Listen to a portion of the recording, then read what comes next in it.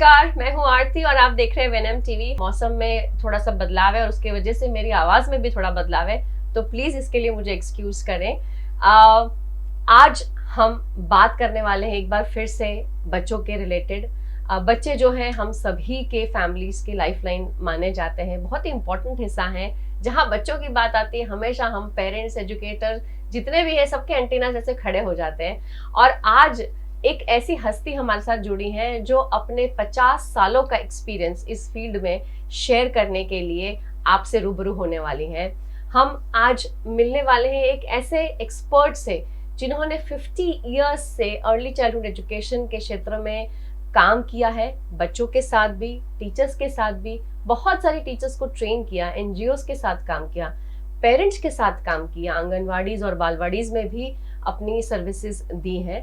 हम आज बात करने वाले हैं मिसेस कुंजू बाला शाह के साथ, जिन्हें हम सभी प्यार से कुंजू बहन के नाम से जानते हैं। कुंजू मैम, आपका बहुत बहुत स्वागत है।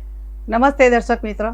कुंजू मैम जो है ये अभी फिलहाल यहाँ बड़ौदा में मौजूद है, इसीलिए लकीली हमने इन्हें अपने साथ बातचीत करने के लिए यहाँ इनवाइट कर लिया है। मैम जो है बहुत सालों से बच्चों के साथ ही नहीं बल्कि चाइल्ड डेवलपमेंट की जो फिलॉसफीज हैं उसे काफ़ी ज़्यादा तवज्जो देते हुए सोसाइटी में भी अवेयरनेस क्रिएट कर रही हैं, और ये पेरेंट्स और टीचर्स को इस फील्ड के बारे में काफ़ी सारी ज्ञान रिलेटेड जितनी भी एक्टिविटीज़ वगैरह हैं वो भी ये अपना उसमें सर्विसेज दे रही हैं। आपकी जो 50 साल की ये जर्नी है, अगर उसके बारे में आप हमारे ऑडियंस को थोड़ा सा अवेयर करें। बच्चे हमारे जीवन में अहम है और हम मनुष्य के जीवन में बचपन इतना सुकून देता है, इतना आनंद देता है। हर एक पेरेंट्स को ऐसा होता है कि मेरा बच्चा उत्तम हो, मेरा बच्चा उत्तम हो। तो आज हम बात करेंगे बचपन की, बच्चों की, और जैसे आगे चलते चलते भी जैसे चेंज आया है उसकी भी बात करेंगे। बच्चा हमारे जीवन में प्राइम है, हमारे जीवन में बहुत इम्पोर्टेंट है। करेक्ट। तो बच्चे में जो भी हम देखते हैं, सबसे पहले हम बोलते हैं कि बच्चा खुद यूनिवर्सिटी है और अपना फैमिली, अपना कुटुंब, अपना घर वो भी यूनिवर्सिटी है और वो प्रयोगशाला भी है। जो भी बच्चे के साथ हम करते हैं उसमें हम ट्रायल ही करते हैं, ट्रायल एंड एरर मेथड से हम आगे बढ़ते हैं। तो बच्चे में जब हम बच्चे के साथ जब हम काम करते हैं तो बच्चे के साथ बच्चा बनना पड़ता है। बिल्कुल। और इंडिविजुअल बच्चे की पर्सनालिटी हमको जाननी होती है, तो ही हम हर एक बच्चे को न्याय दे सकते हैं जी। और पहले के ज़माने की मैं जो मेरी बात करती हूँ तो मैं एक मिडिल क्लास फैमिली में पैदा हुई हूँ। मेरे फादर वो सेंट्रल एक्साइज में सुपरिटेंडेंट थे, वो ज़माने में बीए ऑनर्स हुए करते थे। ओहो। और मेरी मम्मी वो भी वो ज़माने में 7th पास थी। 7th पास मतलब उस टाइम पे 7th में बोर्ड एग्जाम होती थी। अच्छा। वर्नाक्युलर फाइनल जी, जिसको वफा बोलते थे जी। और वो वफा जब हम करते हैं, मैंने भी वो एग्ज़ाम दी है, हमारे टाइम पे भी वो एग्ज़ाम थी और उसके बाद में हम सब 8th स्टैंडर्ड में जाते थे।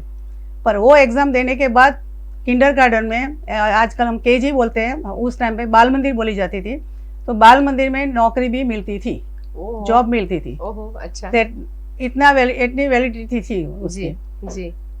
उसी टाइम पे मेरी माता जी गांधी जी की पिकेटिंग की चळवळ में भी गई थी, काम किया। तो साहस बहुत किया है जी। और वो साहसिक गुण मेरे में भी आया है जी।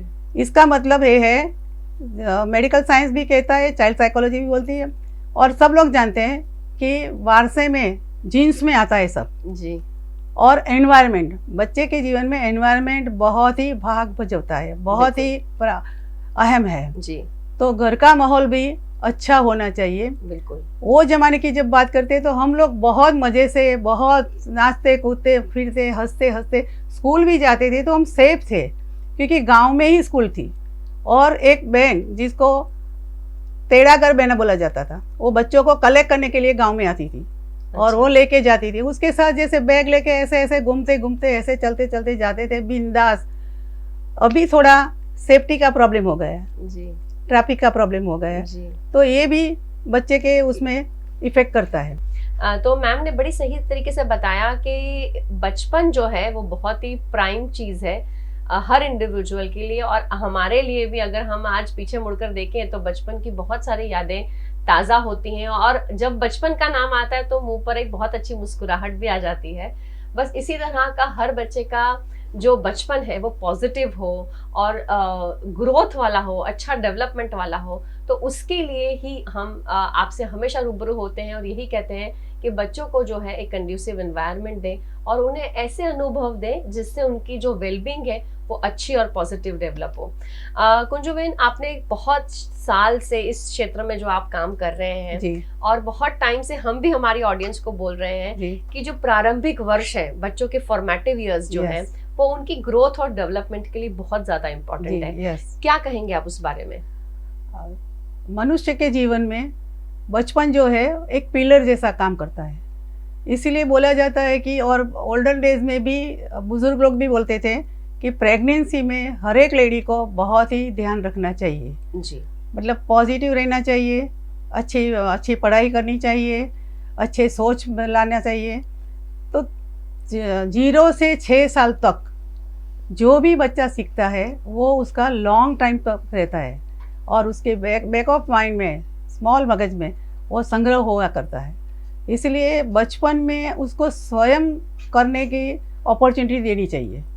हम लोग ज़्यादातर उसके पीछे पड़ते हैं, उसको बोलते हैं कि तुम ऐसा करो ऐसा करो ऐसा करो, नहीं, उसको जो करना है, उसकी जो इमेजिनेशन है, उसकी जो सोच है उसको करने देना चाहिए और हमको सपोर्टिव रोल करना चाहिए, न कि हम पूरा उसको तैयार करके दे दे।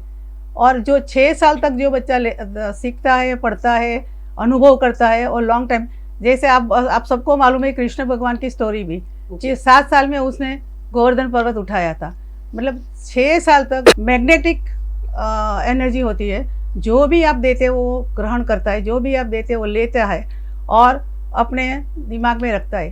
फर्स्ट स्टैंडर्ड के बाद वो पढ़ता नहीं है, पर जो संग्रह किया है वो बाहर निकलता है और उसे वो आगे बढ़ता है।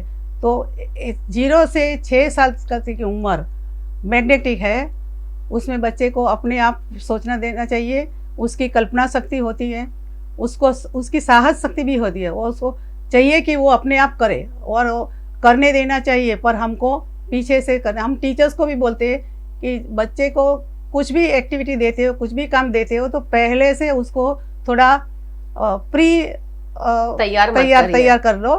बस जब बच्चा कुछ करता है उसी टाइम पे उसके में खलेल मत करो, उसमें डिस्टर्ब मत करो, क्योंकि उसकी जो कल्पना शक्ति है उसमें ब्रेक हो जाता है, फिर वो रो पड़ता है, फिर वो गुस्से हो जाता है, फिर हम बोलते हैं कि ये तो बार बार रोता है, तो बार बार गुस्से होता है। वो नहीं होता है, हमारे बिहेवियर से उसको मजबूरी होती है, वो हो जाता है, क्योंकि उसको अपने आप करना है। तो जितना हो सके बच्चे को अपना अनुभव दो।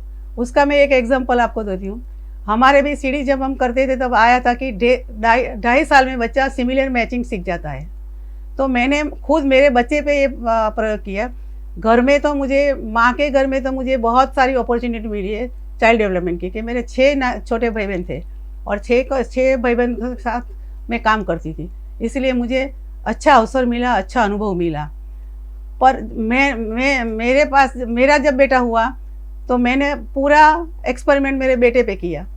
तो तब से मैं बोलती हूँ कि बच्चा यूनिवर्सिटी है, बच्चा हमारा गुरु है, बच्चा ऐसा बिहेवियर करता है, इसलिए हमको भी कुछ सोचने के मजबूरी होती है और सोचने का अपॉर्चुनिटी मिलती है सोचने की। तो मेरा बच्चा 2.5 साल में सिमिलर मैचिंग करने का सीख गया था। सबसे पहले मैंने ONGC उसको सिखाया, मतलब मेरा भाई ONGC में रहता था। आप बिलीव नहीं करोगे, वो तो न्यूज़पेपर में भी आया है और सब जगह पे प्रचलित है।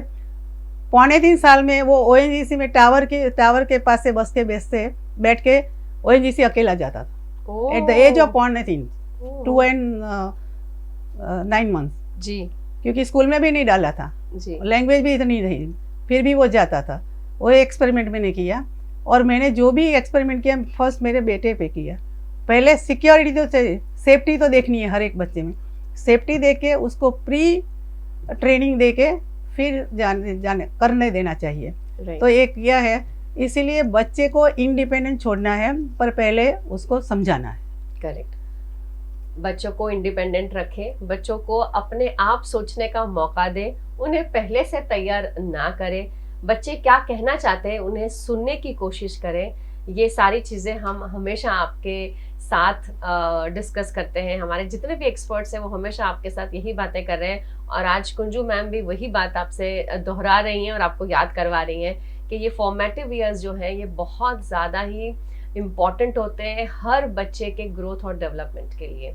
कुंजू मैम, आपने एनजीओज में भी काम किया है, आपने आंगनवाड़ीज में भी काम किया है, स्कूल्स में जब हम प्राइवेट स्कूल्स की बात करते हैं तब भी हम कई बार ऐसा होता है कि टीचर्स को ट्रेन करते समय समझाना पड़ता है कि चाइल्ड डेवलपमेंट के वैल्यूज क्या हैं, उसकी फिलॉसफीज क्या हैं। आप गांव में टीचर्स को कैसे समझाती थी ये करने के लिए, क्योंकि आई एम श्योर वहाँ एक तो टीचर्स की संख्या भी कम होगी, बच्चे ज्यादा रहते हैं, तो ये वैल्यूज उनके बच्चों में इनकलकेट हो, तो वो समझाने के लिए आपने क्या किया टीचर्स के साथ?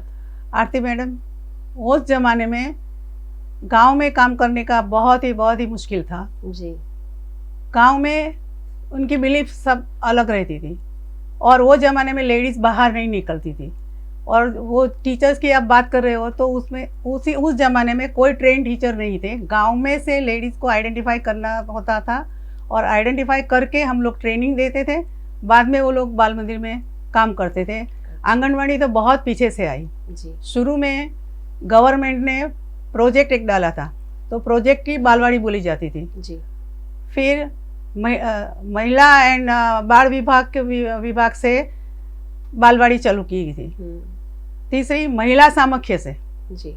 सो अलग अलग प्रोजेक्ट अलग अलग बॉडी से हुआ करता था। सबसे पहली मुश्किल तो ये आती थी कि पहले तो बहन बाहर निकलती ही नहीं थी, जाके उनको हर घर घर जाके समझाना पड़ता था और उनको तैयार करके लाते थे। तो उनको चाइल्ड डेवलपमेंट का तो नॉलेज था ही नहीं, तो वो डालने में हम खुद वहीं पे रहते थे, वहीं पे बैठते थे और खुद काम करते थे बालवाड़ी में, डेमोन्स्ट्रेशन लेसन।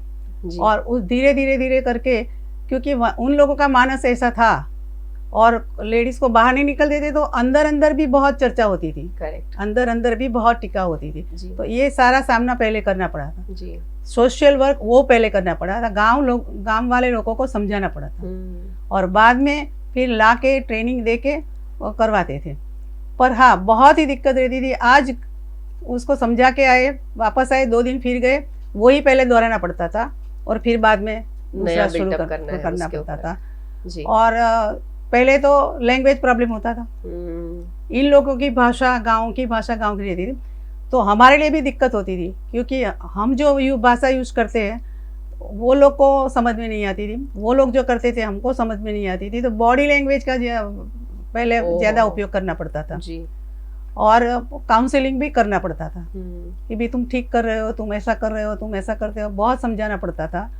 और बच्चे के साथ बच्चे भी भाग जाते थे बच्चे भी बैठने के लिए वो तैयार नहीं थे, तो उनको भी फिर समझा के लाना पड़ता था। ऐसा बहुत होने के बाद में थोड़े स्टेडी हुए, उस बाद में थोड़ा अच्छा होने लगा और करने लगे। अभी आप आंगनवाड़ी की बात करते हो, आंगनवाड़ी बहुत पीछे से आई जी। महिला सामख्य, जैसे मैंने बोला, महिला एंड बाल विभाग के डिपार्टमेंट से भी बालवाड़ी चलती थी। जैसे उसमें एक कंडीशन थी कि ये बालवाड़ी चलाओ, बाद में अगर ये लेडी यहाँ तो छोड़ के गई है या तो दुनिया में नहीं है, तो फिर वो बंद कर देने की, वो उसकी जगह पे कोई लेने नहीं है। तो ये भी बहुत रूल के हिसाब से भी बहुत मुश्किल आई थी जी। उनको समझाने की भी बहुत मुश्किल पड़ती थी। पर हाँ, हमारी हिम्मत हारे भी ना, हम आगे ही बढ़ते गए। और उसी टाइम पे बहुत सारी संस्थाएं हैं, जैसे IAP, नूतन बाल शिक्षण संघ, गुजरात बाल कल्याण संघ, और जितनी भी NGO है, वो सब मिल के हमने बोला कि एक ही गांव में 3 प्रोजेक्ट चलता है, इसीलिए एक क्लैश भी बहुत होता था। करेक्ट। कभी बच्चा इधर गया, कभी बच्चा इधर गया, कभी बच्चा इधर गया। कोई जगह पे नाश्ता मिलता था, कोई जगह पे नहीं मिलता था, तो जहाँ नाश्ता मिले वहाँ पे भाग जाते थे। वो तो ह्यूमन नेचर है, बिल्कुल। तो इसके सामने भी हमने गवर्नमेंट के साथ भी बहुत ही अपील की, बहुत ही काम किया, सारे NGO ने, सब NGO ने, दुनिया अपने पूरे नेशन में। फोर्सिस करके भी है, forum for creche and child services ji. वो सारे यूनिट मिलके गवर्नमेंट के साथ भी बहुत काम किया। और आंगनवाड़ी, बाद में आंगनवाड़ी का अस्तित्व आया, और आंगनवाड़ी सेंट्रल गवर्नमेंट से फंडिंग और ये था, ये बात जो थी स्टेट वाइज था, इसीलिए उसमें भी बहुत दिक्कत आती थी। तो ये सारे बहुत ही मुश्किल का सामना करके गए। और अभी क्या हुआ कि जितनी भी जो मैंने बोला प्रोजेक्ट की बालवाड़ी, महिला समाख्या की बालवाड़ी ये चलती थी, वो सारी आंगनवाड़ी में मर्ज हो गई। जी अभी आंगनवाड़ी में मर्ज होने जाने के बाद थोड़ी सी सुविधा रही, जी थोड़ा सा ये रहा, क्योंकि पहले आंगनवाड़ी में खाली खाने के लिए खाना ही देते थे, जी कोई एजुकेशन नहीं देते थे जी। कोई। उसके लिए भी हमने सबने लड़त की, और एजुकेशन भी हम जाते थे, गवर्नमेंट तो बोलती नहीं, पर हम खुद जाते थे, जो भी गांव में जाते तो वहाँ पे जाके उन लोगों को, टीचर्स को भी ट्रेनिंग देते थे। फिर बाद में हमने उसमें भी अंदर जाके बोला कि भाई ये एक जगह पे तुम कर देते हो, गांव में 50 बच्चे ही है और 4-5 स्कीम चल रही है, तो एक ही कर दो। तब से ये आंगनवाड़ी हमारी खुद की बालवाड़ी, अभी समाज कल्याण मंडल बड़ौदा शाखा में मैं प्रेसिडेंट हूँ।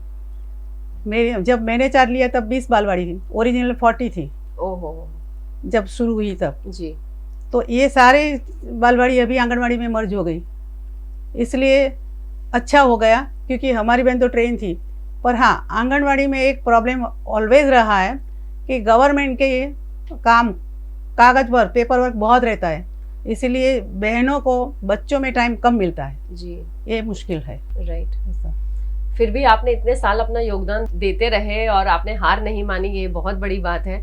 और आई एम जी। श्योर वो बच्चे और जो बहन है आपके सामने जो आपके अंदर ट्रेन हुई है, वो आज भी आपको याद करती होंगी, आपका बिताया हुआ समय उनके साथ वो सही आज बात। भी उन्हें याद रहता होगा। और आज भी मिलती है, और हम आज भी ट्रेनिंग करते हैं इनकी। जी बहुत समाज कल्याण मंडल संस्था तो है, जी वो मर्ज हो गया, मतलब हमारा महिला मंडल भी चलता था, जी जिसमें हम भजन वगैरह करवाते थे, उनका प्रवास करवाते थे, सब अलग अलग।